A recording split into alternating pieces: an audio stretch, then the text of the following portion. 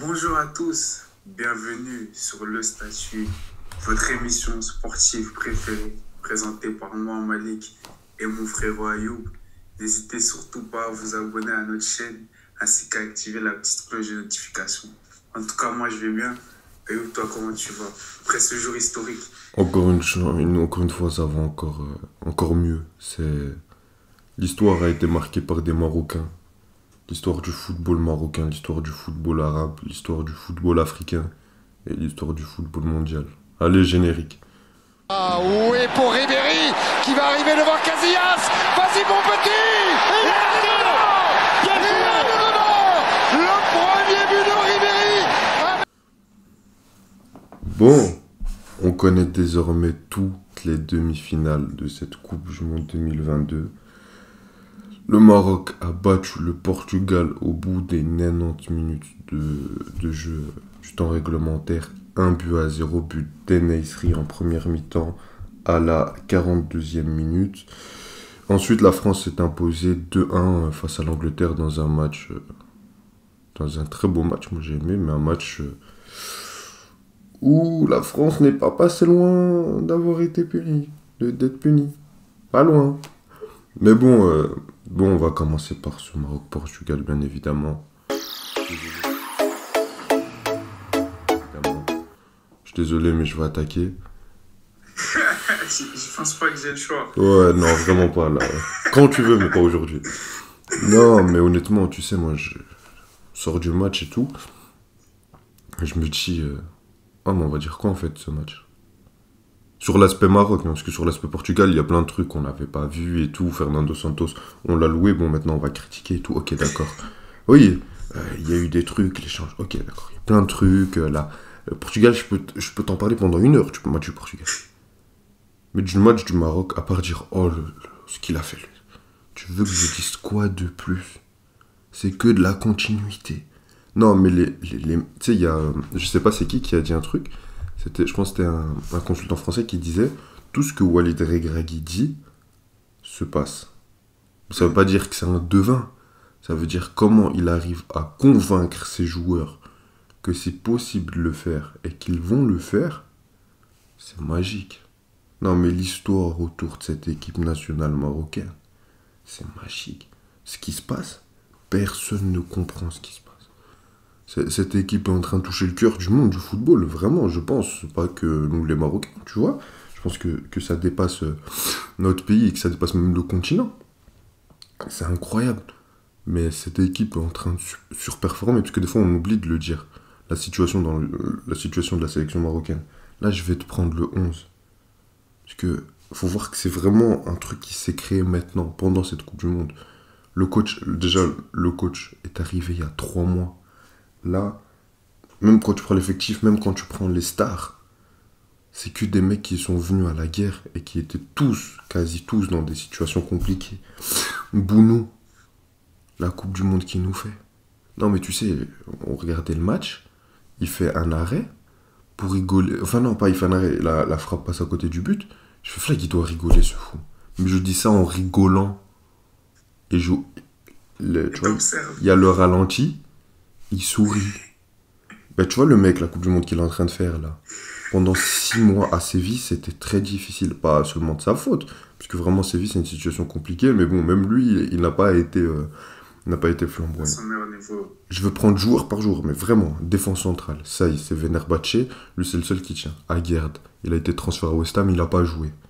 Là, Il joue pas. Et même quand il jouait sur un genou. Il a été blessé, c'est Ben Yamik, défenseur central de Valladolid, sans manquer de respect.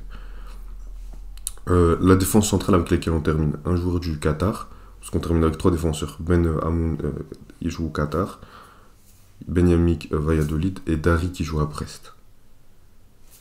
Notre latéral droit, même Hakimi, qui fait une Coupe du Monde, mais si on m'avait dit ça un jour, surtout dans un rôle plus défensif qu'offensif, j'aurais jamais cru. Le mec, ces 6 derniers mois à Paris, je l'avais jamais su. Je pense que c'est ses pires 6 premiers mois depuis qu'il est sorti du Real Madrid. Donc voilà le mec, la compétition qu'il est en train de faire. Même Mazraoui, il commence à peine un peu à avoir du temps de jeu du côté du Bayern. L'autre petit Achala, c'est un très bon joueur, mais c'est un joueur local. C'est un joueur qui joue en D1 marocaine. Amrabat, c'est le seul qui a une bonne continuité à la Fiorentina. Amala, il jouait même plus au Standard de Liège. Bon, après lui, c'est le moins performant, mais il t'apporte quand même quelque chose. Unai, Bouffal, ils sont bons du côté d'Angers, mais ils sont en train de jouer le maintien. C'est catastrophique au club. C'est le dernier. En-Nesyri, 0 but en Liga sur les 6 derniers mois. Et Ziyech, t'es supporter de Chelsea, je vais pas te refaire l'histoire. Non, mais si cette équipe, j'ai fait tous les joueurs, mais pour qu'on comprenne à quel point cet effectif n'était pas prévu pour ça, et à quel point ils surperforment, à quel point le dépassement de soi, ce qu'ils arrivent à faire. Mais on a affronté la Belgique, la Croatie, le Canada, l'Espagne et le Portugal. L'Espagne qui met 7-0, le Portugal qui au dernier tour gagne 6-1 6-1. face à la Suisse, face à une Suisse compliquée. On prend un but contre son camp. Non, mais le match de bonhommes qu'ils font. Et même, c'est même pas seulement. J'ai même pas envie de louer les vertus défensives et les vertus de combattants qu'ont eu les Marocains. En première mi-temps, on est meilleur qu'eux. Bien sûr. Mais leurs seules occasions, c'est Bruno Fernandes qui nous fait aller une Franck Lampard, il se retourne, il te met une frappe, ça allait toucher, il allait marquer. Bon, après on a eu un peu de réussite, ça a touché la latte. Et sinon, la tête de Gonzalo Ramos sur un coup de pied arrêté, mais bon, t'as eu un Bounou qui l'avait largement. À part ça, rien. Et ça, c'est sur des situations. Il y en a une, c'est sur coup de pied arrêté. Sinon, le reste dans le jeu, t'avais Bruno Fernandes qui créait tout, t'avais un joueur Félix très dangereux en première mi-temps, en deuxième mi-temps, ils sont un peu plus éteints. Rien du tout. Nous, dans les sorties de balles, ce qu'on a montré hier, le triangle Hakimi, Unai, Ziyech. Non, c'était propre. Non, mais. Surtout Unai. Non, mais même les trois, le match que Ziyech fait, il vient, c'est un meneur de jeu, mais il joue vraiment ailier droit. Dans les ressorties de balles, dans les petits espaces. C'était incroyable. Même En-Nesyri, souvent, moi je dis que lui, il a 2 pieds, une tête, mais pas de cerveau. Mais on le voit très souvent quand il joue. C'est un très bon match. Hier, même des fois, il revient, etc., dans des petits espaces, il arrive, tac, il se débrouille, il remet le ballon. Il arrive à faire son match. À part Amala, tout le monde a fait un superbe match. J'ai rien à dire à personne. Un match jusqu'à la fin. Et tu voyais que les mecs, ils y croyaient. Les mecs, ils sont battus jusqu'au bout. Arrête à une deuxième mi-temps un peu plus compliquée où le Portugal a essayé de pousser. On l'explique souvent, la Croatie contre le Brésil, nous contre l'Espagne. Quand tu défends pendant une mi-temps, quand tu te bats autant, c'est normal qu'en deuxième mi-temps, tu arrives un peu moins bon. Mais bon, le Portugal avait un temps fort, ils n'ont pas réussi à le concrétiser. Tu as su bien cadenasser, tu arrives à leur faire peur dans les sorties de balles. Donc à la fin, ils ont attendu longtemps avant de totalement sortir et de vraiment exploser, de sortir tous les attaquants. Mais bon, là, tu étais tellement en confiance. Tellement en confiance. Excuse-moi de te Non, couper, pas de mais moi souci. je pense que faut donner, comment dire, du crédit au maximum au coach, même si tu vas dire, toi tu l'as déjà fait, même nous on l'a déjà fait Non, pas dans assez. les vidéos. Pas assez. Mais comme je te le dis, je trouve que ça aurait été valide, votre coach, je pense que vous sortez dès les poules, parce qu'en vrai c'est les mêmes joueurs. Ok, il y a eu quelques petits rajouts par-ci par-là, mais comme tu dis, ce qui fait ressortir de ces joueurs dans la motivation, dans l'envie, dans le fait d'y croire seulement, je pense qu'on n'en parle pas assez. Peut-être, comme tu as dit, nous, je pense qu'on en a quand même parlé dans nos vidéos, mais si tu regardes dans les médias footballistiques, je trouve qu'on doit donner tellement plus de crédit à Walid. À Walid, certains, je pense, ne connaissent même pas le nom de votre coach, mais il faut connaître son nom. C'est incroyable ce qu'il a fait. Arrivant en 2000, c'est déjà incroyable. Et là, on se dit, qui sait, pourquoi pas aller chercher du final, en plus contre l'équipe de France. En plus, votre coach, j'entendais le commentateur qui disait qu'il est né en France aussi. Non, il est né en France, formé en France. Donc il va donner encore plus de cœur, je pense, à ses joueurs. Non, mais... le coach, il est incroyable. Là, de revenir sur l'analyse du match, et petit crédit aussi à En-Nesyri, comme on l'a aussi un peu critiqué, mais c'est votre meilleur buteur en Coupe du Monde. Faut notifier un très beau but d'ailleurs. Bon, Montez si haut. Incroyable, venir chercher le déranger. On aurait tous les highlights. Hein. Ouais, il y a Ruben Dias qui gêne un peu. Il a dit non, Ruben. Petit frère. Vas-y, petit ref, attends, j'arrive en première ligue, je vais te traumatiser toi aussi. Non, ouais,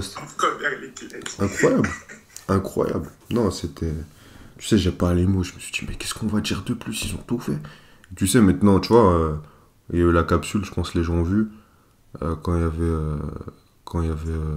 Allez, quand on arrive en huitième, j'ai dit on doit rêver. T'as 4 matchs, tu sais pas ce qui peut se passer. T'en gagnes 2 et...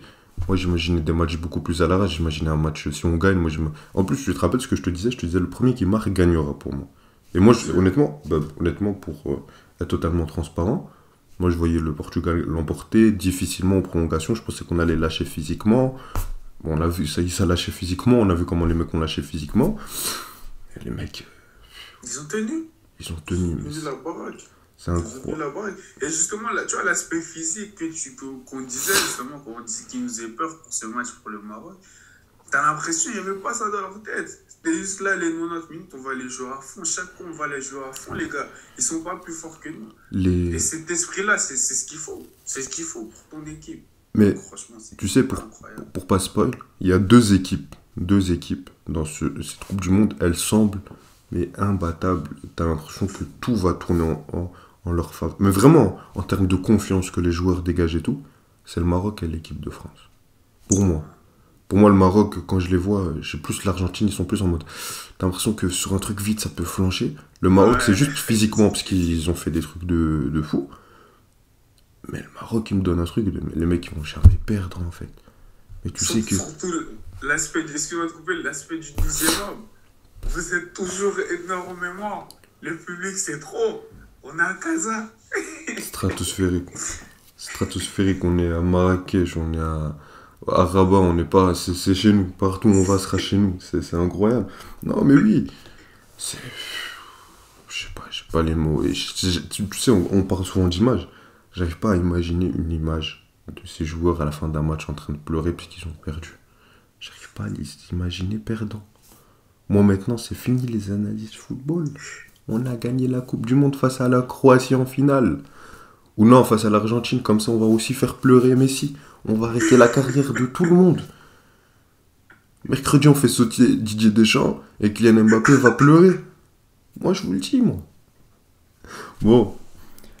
À part ça, quelque chose à rajouter sur cette équipe nationale marocaine? Non, franchement, comme tu as dit, comme j'ai dit, il n'y a même pas besoin de parler trop.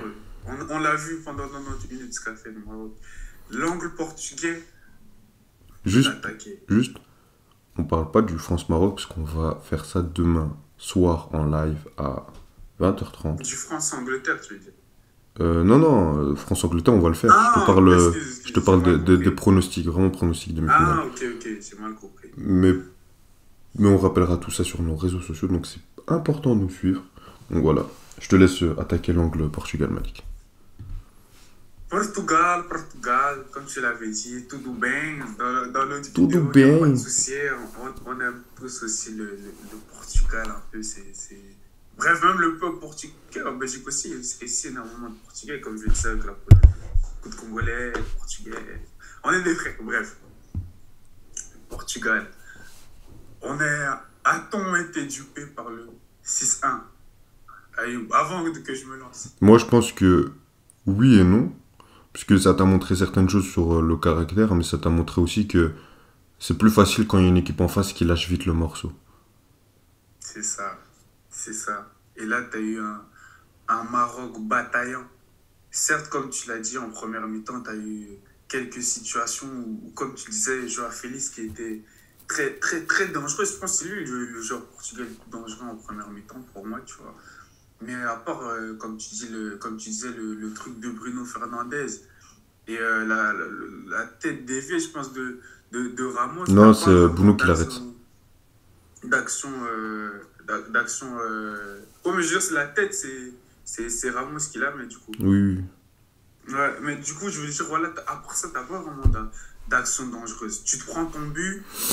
Est-ce que la sortie du gardien, comment Ruben Dias communique avec son gardien, Guerrero, on peut en discuter. Mais moi, c'est même pas sur ça. Tu peux te prendre un but, tu peux te faire surprendre. Et sur sur ce qu'on a vu de la première mi-temps, c'est pas démériter le fait que le Maroc ait mis à 0. Parce que dans leur situation, je trouve qu'ils étaient plus dangereux que le Portugal. Moi, c'est la réaction que tu amènes après. Je suis très, très, très déçu. Je suis très, très déçu. Et c'est un peu le fait que tu n'y crois pas, c'est que tu n'es pas juste avec des joueurs de cette qualité. Tu me rates des longs ballons, tes centres, tu mets pas de. Tu les soignes pas, tout simplement. T'es pas juste dans ce que tu fais, qui fait que même en deuxième mi-temps, à part, on va dire quoi, l'action de Cristiano, il part en profondeur. Et ça, c'est vraiment en fin de deuxième mi-temps, ou même Joao Félix dans la surface où il frappe pied gauche. T'as encore pas énormément d'occasions. Genre, on critiquait l'Espagne des 1000 passes, etc.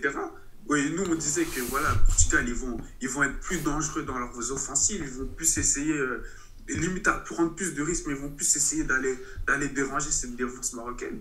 Bah, t'es perdu. Surtout que le Maroc perd un de leurs leaders en défense, à savoir Romain Saïs. On se dit, ça va changer quelque chose. Rien. Vous êtes perdu, vous savez pas quoi faire. Les rentrées, il n'y a que Léao, tu vois, il essaye quelques trucs, mais c'est pas assez. Cancelo aussi, il essaie quelques trucs, mais c'est pas assez. Comme j'ai dit, Ronaldo, il essaie juste le moment où il part en profondeur, mais ça suffit pas. Donc franchement, très déçu de la sélection portugaise. Et on a à se demander si Fernando Santos s'est pas trompé dans sa compo. Moi, je sais pas, c'était quoi ton sentiment, mais moi, dans cette équipe portugaise, ne fût-ce que dans le mental, je me disais qu'il n'y a qu'un homme qui croit vraiment, qui peut se dire, hey, les gars, on va revenir, on va égaliser. C'était juste Cristiano Ronaldo. Et il est loin d'être à son prime. Très loin. Mais il n'y a que lui, je me disais, s'il a son occasion, il va vous mettre son but. C'est pour ça que je te dis, l'action, quand il part en profondeur, je me dis, ouh. Mais tous les restes, les Bernardo Silva, les Bruno, c'est même pas qu'ils y croyaient pas, c'est que tu sentais pas ça. Ouais, c'est ça. Pas. Non, mais moi, je vais aller plus loin. C'est comme si... Je sais pas si... En fait, je suis pas psychologue. Non, mais on va juste faire des hypothèses. Mais attends, déjà, juste pour revenir sur les occasions, parce que là, j'ai les fiches du match. 12 tirs pour le Portugal, 9 pour le Maroc. 3 tirs cadrés partout. Donc, ceux qui vont parler d'occasions fantastiques. Parce que même à la toute fin, ils ont eu des occasions. T'as une tête qui vient, je sais pas d'où, ça passe juste à côté. T'as la frappe de Joao Félix. Je suis marocain. Ouais, Moi, je te parle de la vision marocaine, mais marocaine, là, il y a de l'huile d'olive, là, il y a du talent. On a failli faire un arrêt cardiaque. Hein. On a tous cru qu'elle était dedans. Donc, ils ont eu des occasions. Mais pour moi, elles arrivent trop tard. Parce que tu pousses comme ça à la toute fin. Soit tu t'es vu trop beau et tu pensais que ça allait suffire. Tu pouvais jouer tranquillement et que ça allait être suffisant. Soit tu pensais ça. Soit tu t'as vraiment cru, tu te dis, mais le Maroc, c'est bon, à un moment, ils vont arrêter leur connerie. Nous, on pense déjà à la demi-finale. France ou Angleterre, lequel? Non, soit tu t'es vu trop beau, soit t'as clairement un manque de hargne pour cette équipe. Et l'équipe en face, et je dis pas ça parce que, mais vraiment, l'équipe en face t'a donné une leçon d'humilité. L'équipe qui est en face de toi, au-delà des beaux joueurs qu'il y a, parce que moi, tu vois, quand je te parlais de surprise et tout, moi je voyais ça, je pensais pas qu'on allait jouer défensivement comme ça et tout, tu vois. Mais je savais que... Tu disais le jeu, ça allait plaire, dû à des joueurs, par exemple, comme Unai, bon, je pensais qu'Harit allait être là, Boufal, Ziyech, tu vois. Donc je pensais qu'on est touché là, mais on a touché le cœur des gens comme ça, mais aussi par notre combativité. Comment les gens, ils se battent pour le peuple. Mais quand t'es le Portugal, j'espère que demain, il y en a beaucoup qui vont re-regarder le match, qui vont re-regarder les images et qui vont se dire, on devrait aussi se battre comme ça pour notre peuple. Parce qu'en plus, c'est pas comme s'ils n'avaient pas un peuple de football. Ils ont un peuple de football qui est derrière eux à 3000%, malgré les innombrables échecs dans le passé. Et qui a toujours été derrière eux et qui sera toujours derrière eux. Et ça, au-delà de l'aspect jeu, hein, parce que pour moi, ce match-là, il n'y a rien à dire tactiquement, il n'y a rien à dire techniquement. Parce que c'est que des trucs qu'on a déjà dit. On a tout déjà vu. On peut en parler. On peut en parler pendant 3 heures si tu veux. Parce que... Mais... Excuse-moi, non, pas de souci, pas de souci. C'est une question de envie. C'est quelle équipe veut gagner plus que l'autre. À la fin, le Maroc est épuisé physiquement. T'as En-Nesyri, on a toujours su, tu peux lui dire ce que tu veux, le mec physiquement, il va te tenir, il va se battre jusqu'à la fin, même ses pressings un peu cons, où il court comme ça tout seul. Non, mais il a du cœur. Ouais. Ziyech, Amala, le mec, comment il court, Saïs, tout le monde craque physiquement. Tu devais juste rester, créer des schémas de jeu pour arriver. Tu peux faire rentrer Cristiano Ronaldo, qui était revanchard et qui voulait faire quelque chose. Léao, t'avais qui d'autre? Vitinha dans la création, Cancelo. Et à un moment, t'arrives pas à renverser le jeu, mais non seulement t'arrives pas à le renverser, non mais seulement tu commences à vraiment essayer, à vraiment pousser trop tard. J'avais l'impression qu'ils se disaient, ah, en fait, genre vraiment là, il y a moyen, on est éliminé. Genre pour eux, ils étaient choqués. Pas. Non mais les gars, faites preuve un peu d'humilité envers l'équipe en face de vous, et surtout envers votre peuple. Et moi, c'est là où je suis le plus déçu. C'est de voir une équipe du Portugal. Pour moi, je l'avais jamais... Enfin, jamais, j'abuse. Mais depuis 2010, j'avais jamais vu une... Ça fait au moins 10 ans que j'avais pas vu une équipe du Portugal aussi forte. Rien que dans l'effectif. Mais que ce soit... Non, mais que ce soit au niveau sur le papier et sur le terrain. Et avant, t'avais un Portugal qui n'avait pas forcément des très beaux joueurs partout. T'avais des joueurs un peu vieillissants. Quand tu regardes l'effectif, Cristiano Ronaldo avec qui il devait se taper, avec Nani un peu qui commence à être un peu sur la pente descendante, avec des attaquants, mais j'ai oublié les noms, mais c'était des neufs qui marquaient 10 buts avec... Ouais, des Eder, mais il y en a un autre, je sais qui jouait avec Benfica, ou je sais pas, c'était des mecs qui jouaient beaucoup en Ligue 1. C'est pas les superstars que t'as maintenant. Ils avaient toujours ce truc de combativité de on va le faire pour le Portugal. Et maintenant que vous avez les joueurs et que vous jouez bien, vous vous voyez trop beau, les gars. Non, mais redescendez sur terre. Non, mais à un moment, il faut alors vraiment redescendre sur terre et se remettre en question. Mais t'as vraiment raison. Rien qu'à reprendre juste la finale 2016, le Portugal ne doit jamais gagner cette finale. Mais jamais. La compétition. La compétition. Même contre les Pays de Galles, ils avaient eu chaud. Et on respecte les Pays de Galles de Gareth Bale en 2016. Et là, comme tu dis, vous vous voyez trop beau. En phase de poule, ils doivent sortir. En phase de poule, la leçon. Leur troisième. La leçon qu'ils te donnent en 2016, c'est une leçon, mais de vie. Et là, ce qu'ils te donnent... non, décevant. Et si tu veux parler un peu de l'aspect terrain, moi, mon plus gros... Sur le 11, je le trouve cohérent. Bon, il est dans la continuité de ce qu'il fait. On lui a donné raison sans Cancelo, sans Ronaldo. Après, Ruben Neves, il faut quoi, là ? Il fait pas un bon début de compétition. Tu le prends pour avoir un peu un régista qui va t'aider, etc. Et qui va être assez bas. Je vois pas la plus-value qu'il t'apporte en un temps régista. C'est pas Pjanic, c'est pas Busquets. Il t'apporte très peu. À part coulisser, faire des passes latérales. Je peux le faire, hein, si tu veux faire le Santos. Je peux le faire. Non, mais vraiment. Et le mec, en transition, il t'aide pas du tout. Alors que William Carvalho rentrait, il jouait en 8, Ruben Neves en 6, ils avaient vite alterné. Mais très très vite, très rapidement. William Carvalho a joué en 6, on a vu la plus-value dans l'effectif, on a vu. Et même avec les pieds, le mec, il sait très bien se débrouiller, hein, il joue au Real Betis. Il joue au Real Betis, hein, c'est pas... il joue pas avec des chaussures de sécurité, vous inquiétez pas. Et même là, moi, Bernardo Silva, je suis déçu de son match, il a pas assez d'incréativité. Félix, tu veux lui dire quoi, le mec ? Moi, Félix, j'étais énervé sur lui. Parce que c'est un joueur que j'aime beaucoup. Toute l'année à l'Atlético, je me dis, vas-y, explose un peu en club. Non, on veut te voir et tout. Il faut rien. Et quand c'est mon pays, le mec, c'est devenu Rui Costa. Non. Mais tu vois, donc, tu veux dire quoi au mec Gonzalo Ramos, c'était très très bien contre la Suisse. Hier, on t'a moins vu. Mais même, il y a l'entrée de Ronaldo. Ronaldo, il touche 10 ballons en 45 minutes. Non, mais parce qu'il y a des gens qui vont me dire, ouais, mais Ronaldo aurait dû commencer. Ouais, mais le mec, il rentre. Il a tout le scénario en sa faveur. Tu rentres, tu fais un bon truc, on va dire. Et j'ai même pas envie de tirer sur Ronaldo parce que ça me fait trop de la peine sa sortie hier. Ouais. J'ai juste envie de lui dire champion. Ouais. Merci pour tout ce que t'as fait au football. Mais t'as plus rien à prouver, t'as tout fait. Déjà, gagner un trophée avec le Portugal, ce n'était que du bonus vu la génération que t'as hérité, toi en tant que leader. T'as réussi à ramener un euro au pays. Parce que, bon, on parle beaucoup, mais en 2016, t'as fait une très belle compétition. T'as toujours prouvé, même en 2018, t'étais là. Même à l'Euro, t'as été présent. Là, bien sûr, quand fallait marquer, il les a mis, les buts. Là, oui. Oui. T'as touché la caméra. Je disais par rapport au jeu. Tu m'entends bien d'ailleurs? Parce que j'ai l'impression que... Avec le micro et tout. Ouais, je t'entends bien.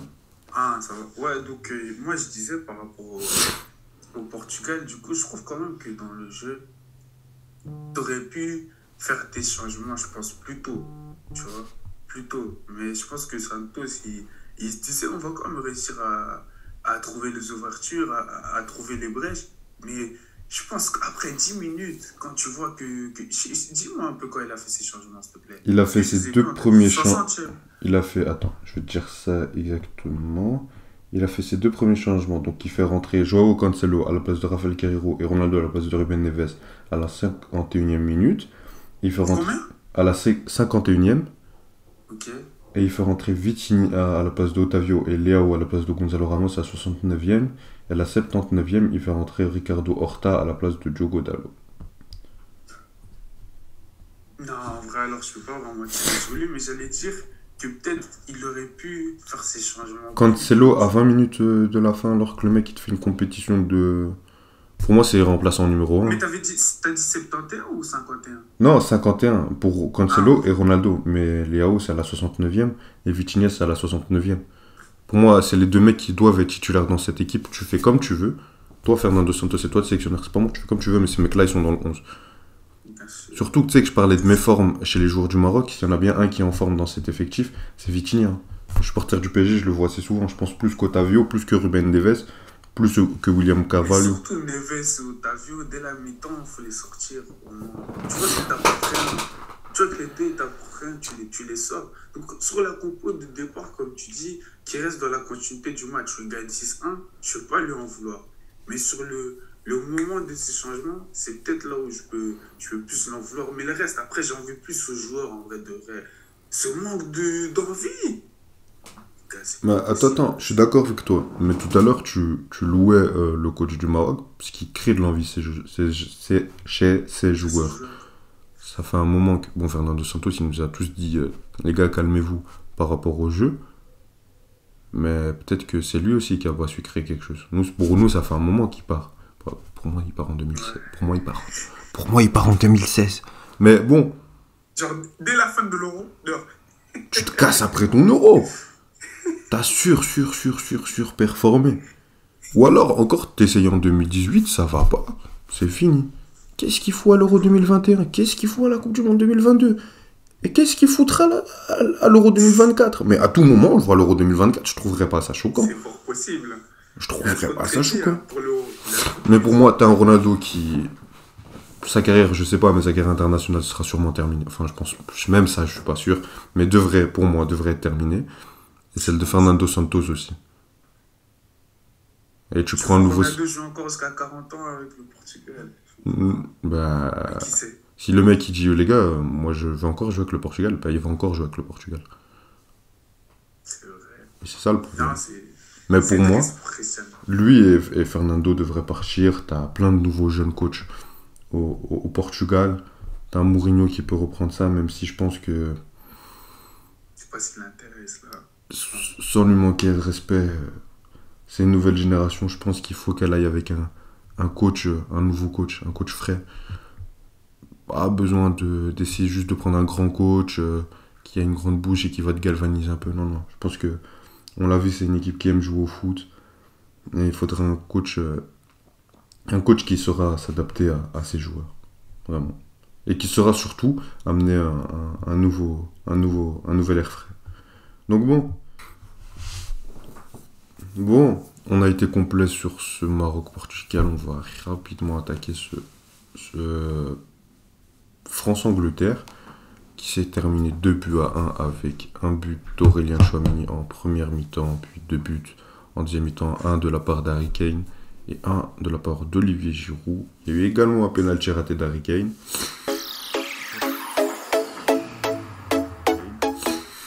Je pense qu'on va commencer ce match par l'équipe qui a perdu, l'Angleterre.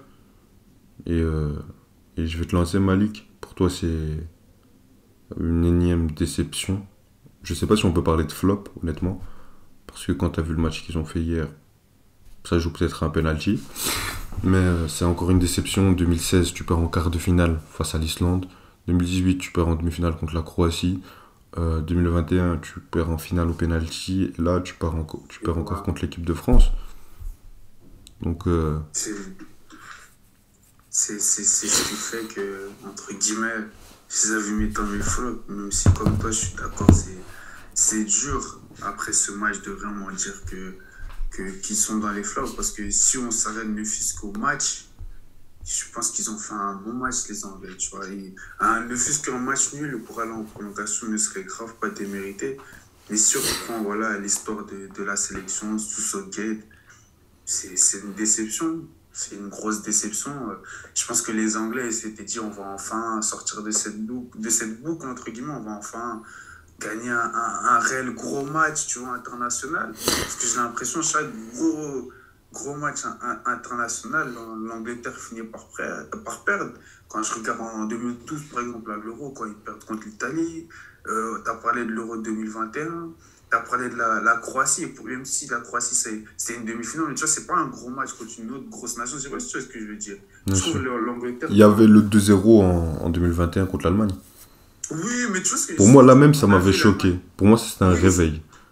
Mais justement, c'était choquant, mais en vrai, quand on regarde, on voit l'Allemagne maintenant, on se dit que c'est plus si choquant que ça, tu vois. Donc c'est pour ça que je me dis, dans des gros matchs internationaux, du coup, l'Angleterre n'arrive pas à passer, à gagner, tout simplement. Genre, même s'ils ne gagnent pas, ils n'arrivent pas à se qualifier. Donc oui, c'est encore une déception pour ce peuple anglais, ce pays qui a créé le football quand même. It's coming home, ils nous le chantent tous les ans, mais ça ne rentre pas à la maison, les gars. Et ça fait depuis 1966. Et je te l'avais dit même enfin, ce qui avait fait que je les avais mis dans mes flops, l'historique de cette nation qu'on a vu sur les 40 dernières années. C'est juste qu'ils flopent à chaque fois dans les grandes compétitions, même si là, comme on le dit encore une fois, j'ai pas envie de les mettre dans les flops parce que voilà, je trouve qu'ils ont livré une belle performance. C'était un match serré. Après, ça joue à un penalty. Enfin, serré pour moi. Attends, je vais te poser une question. Juste, vraiment oui ou non. On aime beaucoup cette question et tout. Bon, pour moi, c'est pas stupide de la poser. C'est intéressant quand on analyse le contenu, mais ça va pas changer la physionomie du match. Mais est-ce que pour toi, la meilleure équipe a perdu hier soir? Mais justement, comme je t'ai dit, on aime bien utiliser ces meilleures équipes, c'est mérité, mais il faut donner du mérite à l'équipe qui a gagné, tout simplement, des fois, tu vois. Vas-y, continue. Ouais, tu dis, je croyais que tu voulais dire quelque chose, mais donc, est-ce que la meilleure équipe a gagné? Si on veut, on va dire si on veut, même si j'aime pas dire ça, j'aime pas dire ouais, la meilleure équipe a gagné, comme quoi dire nous, la Belgique, en demi-finale, on était la meilleure équipe, on a perdu. J'aime pas dire ça, non. Donner du mérite à l'équipe qui a gagné réellement. C'est dommage, même si dans le contenu, on a montré, on va dire, plus de choses que l'équipe adverse, mais de donner du crédit à l'autre équipe. Donc, je sais pas si je dirais la meilleure équipe a perdu, mais en tout cas, c'est sûr que l'Angleterre, surtout en deuxième mi-temps, mais même en première mi-temps après le but, et même un peu avant en soi, bah, clairement, c'est eux qui proposaient le plus dans le jeu. C'est eux qui proposaient le plus dans le jeu. Je trouve qu'ils ont fait vraiment surtout un très en bon deuxième match. mi-temps. Ouais, surtout en deuxième mi-temps. Et je trouve qu'ils ont fait vraiment un très très bon match. Les Anglais, surtout en deuxième mi-temps, encore une fois, la France, on les a limite plus vus. Mais voilà, sur leur temps. Mais on va revenir sur je pense ça après. Donc, Oui, cette équipe anglaise peut être déçue. Moi, je suis déçu de fou pour mon gars Harry Kane. Le meilleur neuf d'Europe, je suis trop déçu qu'il ait raté ce deuxième penalty. C'est comme ça, c'est le football. Donc oui, si on part de ce principe que la meilleure équipe, c'est qui propose le plus dans le contenu, peut-être qu'on peut dire ça, mais moi, je ne vais pas jusque-là. Mais c'est sûr que l'Angleterre peut avoir énormément de regrets parce que je pense qu'ils ont livré un très beau match. Moi, je ne m'attendais pas à ça. Ouais, surtout la réaction en deuxième période. On a parlé du Portugal, qui avait peur de se livrer face à un Maroc fatigué. Comment ils sont livrés face à une équipe de France. C'est mi-temps qui font... Moi, l'Angleterre, je veux bien les attaquer, leur tirer dessus, mais à un moment, ça joue un penalty où le mec, ton meilleur attaquant d'Europe, il est parti aux toilettes après. Il avait mal au ventre. Non, mais à un moment, c'était sa mission. Parce que, bon, tout le monde va parler de ton penalty, mais le match de fou qu'il nous fait. Mais Upamecano, il a des courbatures au cerveau. Non, mais au-delà du duel physique, du jeu de corps et tout, ce qu'il a proposé, parce que l'équipe de France, pendant tout le match, à aucun moment, parce qu'on a beaucoup parlé de plan anti-Mbappé, est-ce que ça va fonctionner et tout. Mais je pense que quand t'es Didier Deschamps, quand t'es Guy Stéphane, t'as préparé un truc pour stopper Harry Kane, puisque tu connais le football, tu sais que le danger va venir principalement de lui. Bah, à aucun moment j'ai vu l'équipe de France stopper Harry Kane. Par moment, Upamecano a su... et Upamecano, il fait un match très brave, même si, bon, le mec, il allait te coûter un penalty, mais ça, on en parlera quand on parlera de la France. Mais il a tenu tête, hein, le mec, bonhomme. Hein. Mais Harry Kane, le match qu'il fait, les déviations, les jeux de corps, frappe, là. Mais Ça, je suis dégoûté. il a son penalty pour relancer. Tu sais que pour moi, même s'il rate le premier, c'est pas aussi grave que s'il rate le deuxième. Parce que le premier, tu dis on est dans un temps fort, allez, c'est pas grave, allez, on continue à pousser. On va revenir.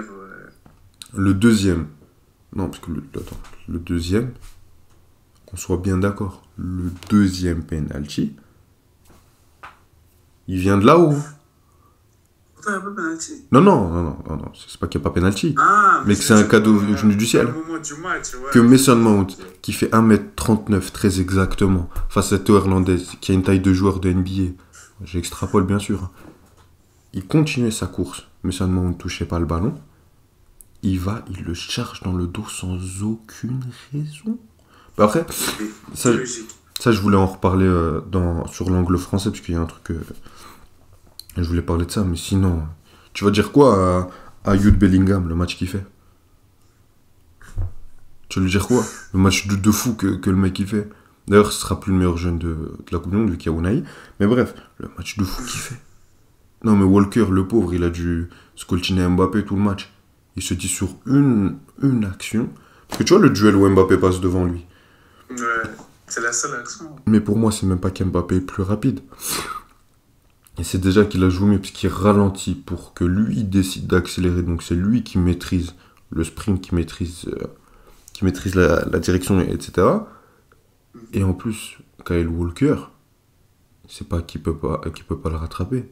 C'est que s'il accélère un peu trop et qu'il part sur une feinte, le mec, il est mort. Et c'est un contre un. Il a lu. Il est mort. Il est mort. Donc les mecs, le match de papa qu'ils ont fait Declan Rice dans le duel physique. Parce que ces mecs-là, ils ont su t'imposer. Le match de Phil Foden. Tu veux dire, même Luke Shaw, tu veux leur dire quoi, les mecs? Saka aussi. Le match de Saka était meilleur qu'Mbappé hier. Meilleur qu'Ousmane Dembélé. Tu veux lui dire quoi? Tu veux lui dire que t'as été... non, ça n'a pas été suffisant. Même Maguire Stone, ça a été solide. Après, ces deux vigiles, il va falloir en parler. Sur les centres, quand Giroud est dans la surface, Giroud, il a une qualité, c'est ça. Et toi, tu le regardais. Et en plus, parce qu'on va reparler de l'équipe de France, mais le truc de la meilleure équipe à gagner, ok. Le but là, t'étais dans un temps fort, mais il vient pas de nulle part. Certes, l'équipe de France n'a pas eu énormément d'occasions en seconde période, mais il vient pas de nulle part. Giroud sur la remise de la tête d'Ousmane Dembélé, s'il rentre plus dans le ballon, il ouvre plus son pied, c'est but, déjà. Et ça, c'est beaucoup plus cruel que la tête qu'il te met. Après, sur corner, il fait la même combinaison, il part, Stones ne regarde pas ce qui se passe dans son dos, personne communique. Et Maguire, il s'est dit, on dirait que c'était Phil Foden qui courait, il s'est dit, c'est Giroud, il fait 1m95, il a le même gabarit que toi. Il va gagner le duel, Maguire. Et tu le laisses partir comme ça? Non, mais tu peux pas. Donc, oui, dommage pour cette sélection anglaise, mais bon, t'as un Euro dans 1 an et demi, pour moi, va falloir vite tourner la page Southgate et retourner vers aller une... Ça, je me dis, est-ce que là, est-ce que moi, je vais te poser une question? Non, pas de souci. Est-ce que l'Angleterre doit vraiment se séparer de Southgate? Parce que, oui. Ok, tu vas me dire, voilà, il y a les déceptions de 2016, le bilan en soi, c'est vous sortez à chaque fois, vous gagnez rien, tu vois. Mais sur ce qu'on a vu hier, tu vois, je me dis qu'on devrait lui donner plus de crédit. Non. Mais pourquoi? Non. Parce que Parce qu'en face, t'as un mec. Didier Deschamps a joué combien de compétitions? 2018, 2016, 2014, 2016, 2018, 2021. Si tu le juges sur ces 4 compétitions, t'as une finale d'Euro et une Coupe du Monde. Et là encore, il y a une 5e compétition où peut-être qu'il va te faire encore une Coupe du Monde. L'autre en 4 compétitions, t'as une finale d'Euro, certes. C'est tout. C'est tout. Oui, mais Et va voir l'effectif de l'Angleterre en 2021 et l'effectif de l'équipe de France en 2016. Oui, mais aussi pour mettre le contexte de l'Angleterre a toujours eu des effectifs incroyables. Tu vois, même à l'époque d'avant, des Gerrard, des Lampard, des Nanani. Et ça veut dire qu'on continue avec Southgate. Non, mais regarde, mais je veux dire que avant, même avec des effectifs incroyables comme ça, l'Angleterre n'arrivait même limite pas à passer les quarts. Genre, arriver en 2018, c'était une dinguerie carrément. Et lui, il arriva à amener ça, à amener une finale d'Euro. Enfin, ils sont arrivés en finale.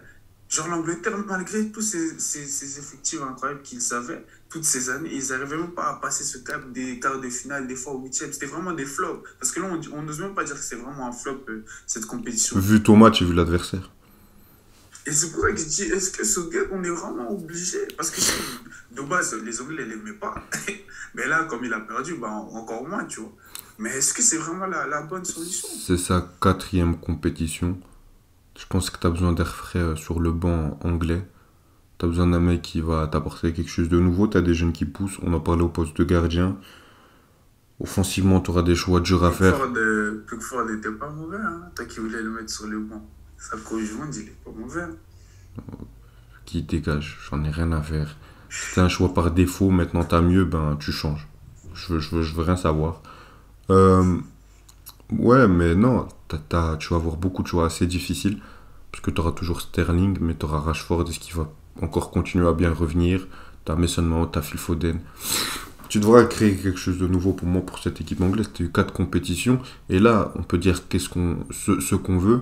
C'est pas un flop, etc. Mais si tu veux être champion du monde, jusqu'à là, tu as eu un parcours assez facile. Assez simple. Savoir battre les grands. Faut battre les grands quand il le faut. Faut battre le faire quand il est chaud. Toi, t'as pas su le faire. Et donc, pour moi, la page doit se tourner. T'as un effectif encore très jeune, je le répète, qui a de grandes qualités, qui n'a pas démérité sur ce match. Faut les louer pour ce qu'ils ont fait. Mais après, parfaite transition sur l'équipe de France. Les mecs en face, tu peux faire ce que tu veux, ils savent qu'ils vont gagner. Non, mais ils le savent. Il y a un truc en plus qu'ils le savent. Ils le savaient. Non, mais tu sais que sur la première mi-temps, pour moi, les deux équipes se regardent beaucoup, etc. J'ai pas l'impression que l'Angleterre propose 10 000 fois plus que la France. Je pense que t'as Ousmane Dembélé qui fait une bonne première période, Griezmann est bon. Giroud. Après, c'est logique. Giroud. T'as plus en Angleterre qui essaie, tu vois. C'est ça. Giroud, on l'a pas vu. Par son but, on l'a pas vu. Jules Koundé, il fait une bonne première mi-temps. Je l'ai beaucoup tiré dessus, il faut le dire. Ah, non, c'est vrai. Mais... Je voulais t'entendre. Quand j'ai vu ça première mi-temps, j'ai dit, je vais entendre sur mon ami Jules. Je vais parler de la deuxième mi-temps, t'inquiète pas. Théo Hernandez, défensivement, c'était un peu plus compliqué, mais le mec, enfin... Parce que tu sais, on en parlait, ça, en preview, hein, que le mec, il se faisait mélanger contre Christensen, contre l'autre, je sais pas qui. On a vu ce que Bukayo Saka il lui a fait hier. Et il lui a posé un réel problème.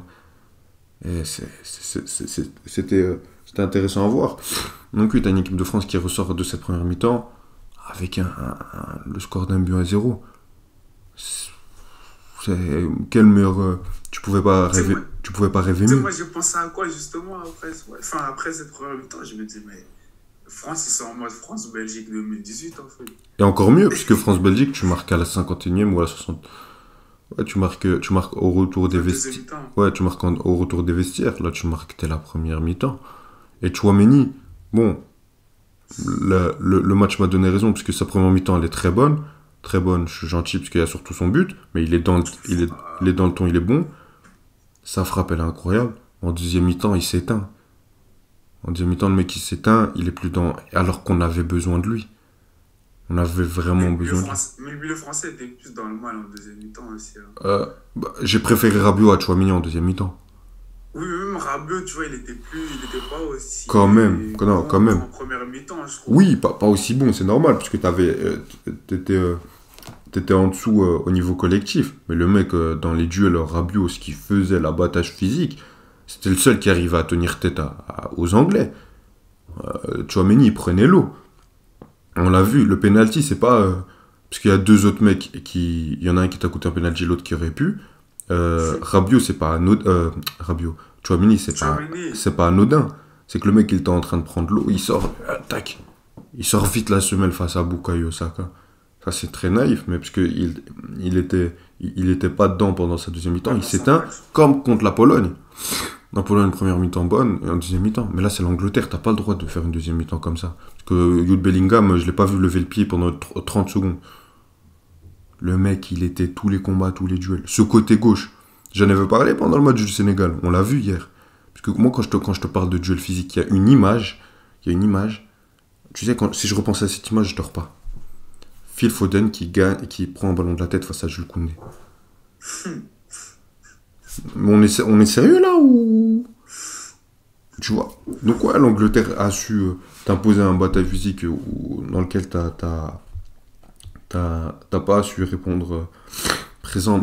Pour moi, ce que tu me parles, même Griezmann a été plus valeureux que Tchouaméni en deuxième mi-temps sur les duels.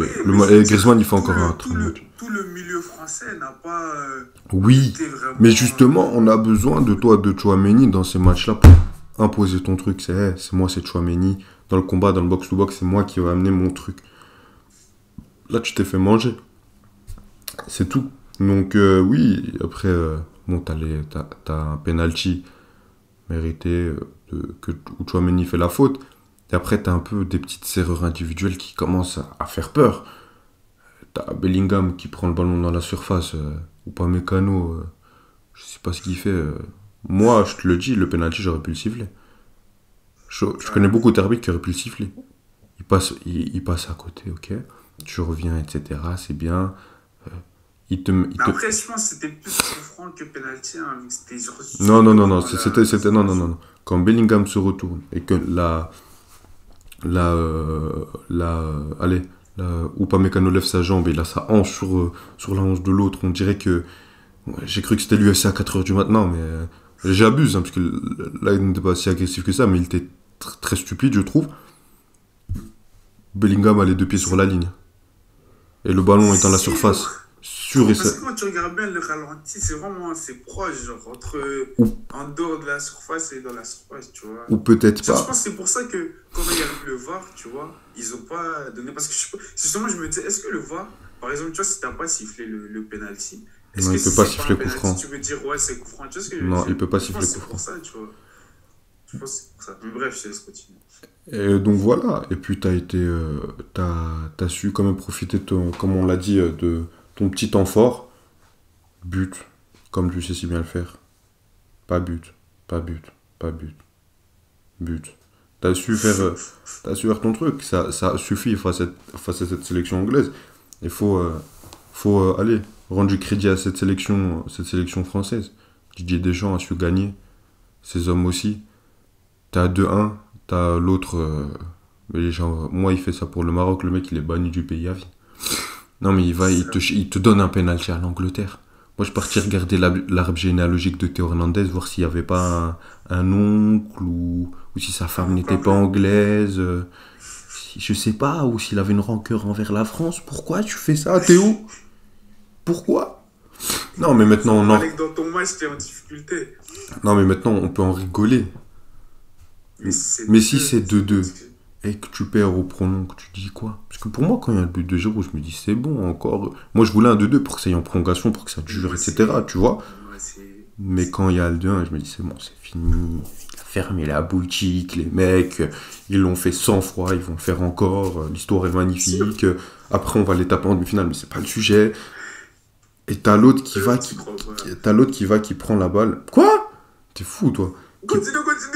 Qui prend la balle, il la met sur le point penalty, il dit vas-y, Harry Kane, c'est ton histoire. Il a de la chance que l'autre, il ait tué son équipe. Il a de la chance. Parce que ça, mentalement, on t'envoie un message à l'Angleterre. Ton effectif, après, tu le mets. Même après le penalty, je trouve ils ont continué. Ça a tué quelque chose, mais ils ont continué. Ils ont continué. C'est incroyable. C'est trop triste. Il y a la frappe. Et attends. Tu voulais dire quelque chose ou... Parce que je voudrais juste qu'on termine sur un truc. Le match du Goulioris. Non, mais à un moment, c'est un de plus. Hein. C'est juste un de plus. En sélection nationale, dans un tournoi majeur, c'est juste un de plus. Contre la Belgique, le match qu'il fait. La Suisse, l'année passée. Le mec, on t'explique que de base, il est mauvais au penalty. L'année passée contre la Suisse, bon, tu perds, mais dans un monde normal, tu gagnes 3-1 puisque Benzema c'est Benzema, et parce que Lloris t'arrête le penalty. C'est vrai. Là, t'as une frappe de Bellingham, il te la sort, mais en claquette. Je sais pas comment il fait. Même Bellingham est choqué. T'as une demi-volée de Harry Kane, mais Harry Kane. On connaît Harry Kane. Normalement, tu rentres dans le but avec. Il t'en met tous les jours à l'entraînement. Tu sais, tu prends l'eau à un moment dans le jeu. Même les sorties, comment il rassure son équipe. Il est en mode, mais les gars, vous êtes fous, quoi. Genre, vous voulez mettre mec à ma place, moi? C'est ça. Non, mais c'est incroyable. C'est incroyable. Donc, je C'est veux juste... incroyable, comme tu dis. Et moi, je vais juste revenir sur la langue française juste avant qu'on arrête cette vidéo. Mais ouais, genre, franchement, cette équipe de France, tout le match, quand je t'ai dit, je pensais grave à Belgique-France, en fait. Et t'as l'impression vraiment que psychologiquement, même si tous les joueurs qui sont dans le 11 n'étaient pas forcément là en 2018, et c'est les grands, on va se qualifier, on va gagner. Quoi qu'il arrive. Tu vois, toi, tu parlais du banc et tout. On a vu que le banc est très limité, la preuve. Et puis Deschamps fait un changement, je pense. Ouais, il joue à 12, Avec, quand les autres, ils jouent à 48. Il fait un changement. Genre, au début, il allait mettre Marcus et Giroud, il marque. Il a dit, c'est bon. Va t'asseoir. Mais je veux dire que cette équipe de France, il se dit, il n'y a pas besoin de plan B. On va gagner, les gars. On va gagner. Après, quand ça va, si ça Bon, arrive, attends. Il n'y a pas de plan B. Si Harry Kane marque son penalty, on a une toute autre discussion. Là, on voit le plan B d'Didier Deschamps. Il vient ici avec... Je vous avais dit quoi? C'est qui avait raison? Hein? Mais bon, Didier Deschamps, il a un animal de compagnie qui... Mais je veux dire, comme tu l'as dit, quand on voyait le 2, on se disait en vrai la France va gagner, tu vois. Tu vois que psychologiquement, oui, bien sûr, gagner, tu vois. Et moi, c'est ça que je veux pointer du doigt de cette équipe de France, c'est que t'as l'impression qu'ils se disaient, les gars, personne ne va nous arrêter. Personne. Et là, ça va être drôle, cette confrontation contre le Maroc. Ça va vraiment être drôle. Et j'ai hâte. Ça va être drôle pour nous, parce qu'on va les battre. Mais... On fera les prévus, enfin, on donnera nos pronos en live sur Twitch. De toute façon, tu vas encore voir le Maroc perdant et on va encore passer, c'est pas grave. Tu nous as pas vu gagnant à tout. Je voyais le Maroc perdre contre le Portugal. Tu voyais le Maroc 4e de sa poule. Pourquoi tu te sens tu voyais le Maroc 4e de sa poule perdre contre l'Espagne et perdre 4-0 contre le Portugal. C'était une blague pour la galerie. C'était une blague. T'assumes même pas tes pronos. Il me dit c'est une blague. Non, bon. Il se sauve, il sait que j'allais le cramer là. Non, bah, je Avant le match, il avait peur, il stressait. Il disait, oui. On va pas le faire. Oui. Il tremblait. Oui. Et on l'a fait. Et toi, tu nous voyais 4e. Tu voyais le Canada devant nous. On les a tordus. On a tordu la Belgique, on a tordu l'Espagne, on a tordu le Portugal et on va tordre la France. Oh. Donc Kylian Mbappé, Hakimi, il va le manger, wesh. Mais donc là, tu vas pronostiquer pour le Maroc quand même. 4-0 pour le Maroc, mais premier... Non, on va gagner, bien sûr, on va battre. Oscar, attends dans le live Twitch. Mais le live Twitch, vous avez intérêt à être nombreux, sinon. Bon. Encore une fois, on a été complet. Un grand merci à vous. N'hésitez pas à liker si ce débrief vous a plu. Vous abonner, c'est une forme de soutien pour nous. Activer la cloche pour être averti de toutes les nouvelles vidéos.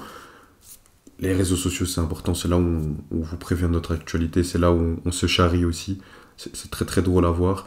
Et n'oubliez pas, demain, lundi 12 décembre à 20h30, live Twitch, où on vous donnera nos pronos pour les demi-finales. Soyez nombreux, ça va être très drôle. Déjà, la dernière fois, c'était super. Donc, quelque chose à rajouter? Non, franchement, hâte du live, parce qu'on aime vraiment vos réactions pendant le live. C'est ça. Prenez soin de vous. Salut. Et à lundi.